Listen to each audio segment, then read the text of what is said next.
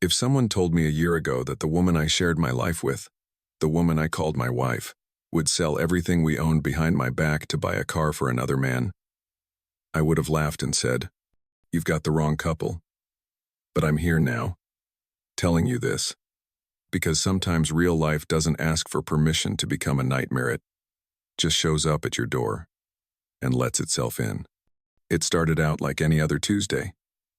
I came home from work, noticed a few things out of place. The old record player her dad gave us wasn't on the shelf, and the living room looked emptier. But I brushed it off. Maybe she was rearranging again. She did that sometimes. Said it helped her feel new energy. I kissed her on the cheek, asked what she'd done all day, and she smiled, said she was decluttering. "We have too much stuff anyway," she said, wrapping her arms around me like she always did. I didn't think much of it. She was always convincing, always warm when she wanted to be. But over the next few weeks, that decluttering got more intense. Our guest room slowly turned bare. My tools in the garage disappeared. Even the old coffee machine I loved was suddenly gone. Every time I asked, she had a different excuse. Gave it to Goodwill, sold it to make space, or didn't think I'd miss it. And I didn't want to start a fight over stuff. We'd been married 6 years. You pick your battles, right? Until one morning, I woke up to find my grandfather's watch missing. It was the only thing I had left from him. That was the moment. Something in me switched. I asked her about it directly. "Where's the watch?" She looked me dead in the eye and said, "What watch?" That was it. No hesitation. No shame. Just flat-out denial. And that's when I knew this wasn't decluttering. This was calculated. I didn't know what she was up to yet, but I started paying attention. I checked our joint bank account. Thousands gone. No receipts. No transfers. Just slow, silent withdrawals over months. She'd been bleeding our money while smiling at me across the dinner table. I went out to the garager. Second car was gone. She said she traded it in, said she got a good deal. But I never saw the money. And that's when I did something I never thought I'd do in my own home. I placed a small recorder under our dining table. Just in case. I needed proof. Not because I wanted to catch her lying. I already knew she was. But I needed to understand why. Why would someone who sleeps next to me every night go to such lengths to hide this much? I didn't have to wait long. 3 days later, I came home early from work, pretending I forgot something. I stood outside the front door and heard her voice inside, laughing, flirty, talking on the phone. "He doesn't know a thing," she said, giggling. "I sold the last of the furniture today, his stupid recliner. Got a few hundred. I'm almost there, baby. Just a little more, and we'll have your car." I froze. That wasn't a voice message. That was a live call. She was planning something with someone, and now I knew. It wasn't just about money. It was about him, a man I had never even met. She was building a new life for someone else with the pieces of the one we built together. I didn't know how long I stood outside that door, just listening, but something inside me snapped. I didn't confront her that night. I didn't scream or demand answers. Instead, I smiled like everything was normal, kissed her on the forehead, and told her I'd be working late the next few days. What I was really doing was digging. I combed through every transaction, checked bank records, credit card statements, even receipts in the trash. I noticed a payment to a garage across town, an amount too large for any regular car maintenance. That same evening, I drove there pretending to be a potential buyer. I asked casually about recent sales, played dumb. The manager looked at me and asked, "Wait, are you the husband?" I froze, then nodded slowly. He chuckled like it was no big deal. "Your wife was here last week," he said. "She bought that red Mustang for her boyfriend. Said you were out of town on business." My stomach dropped. Mustang. A bright red one. I hadn't heard a word about it. And boyfriend?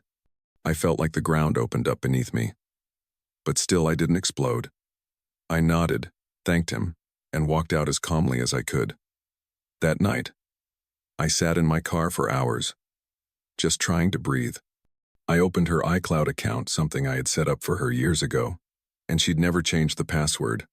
Hundreds of messages. Flirty. Intimate. Shameless. I miss you already. You looked so hot driving today. Don't worry. He has no clue. My heart broke in slow motion. But somewhere in that wreckage of betrayal, something cold and sharp began to form. This wasn't just heartbreak. It was theft. It was deception. And I was done being the quiet husband who just took it.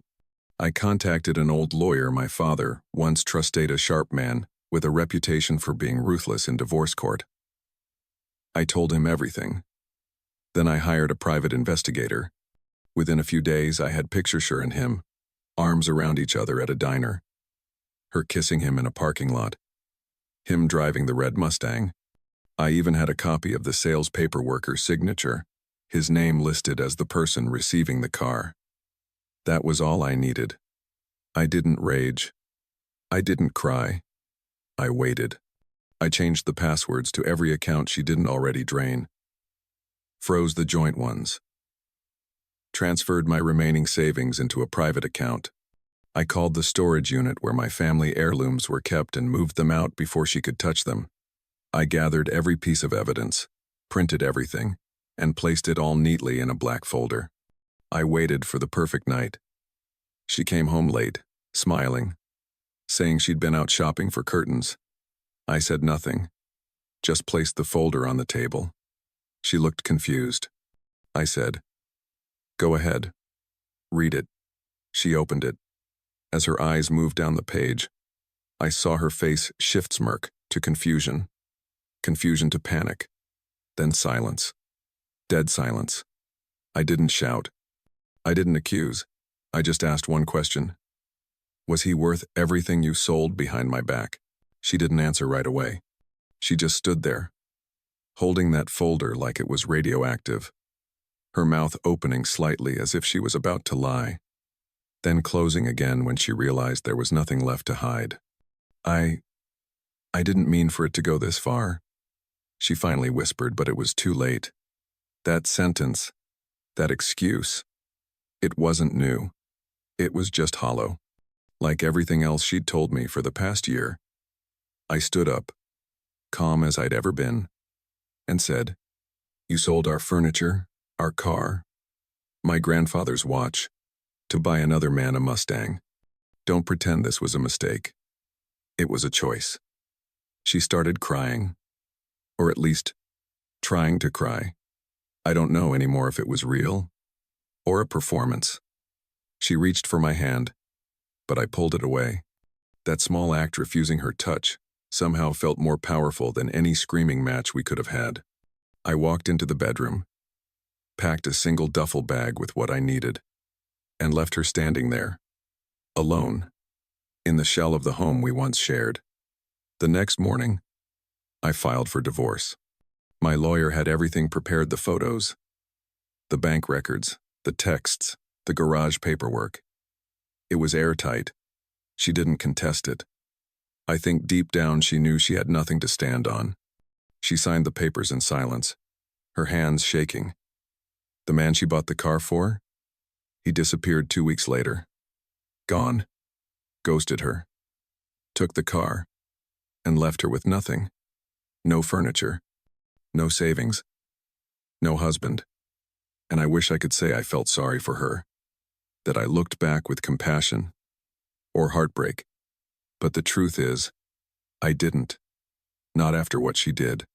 Not after the lies, the manipulation, the betrayal carved into every word she said behind my back. I started over in a small apartment, slept on a mattress on the floor for a while. But I had something she no longer did: peace. No secrets. No pretending. No empty smiles hiding sharp knives. Just peace. One day, months later, I walked past that same garage where she bought the Mustang. The manager recognized me.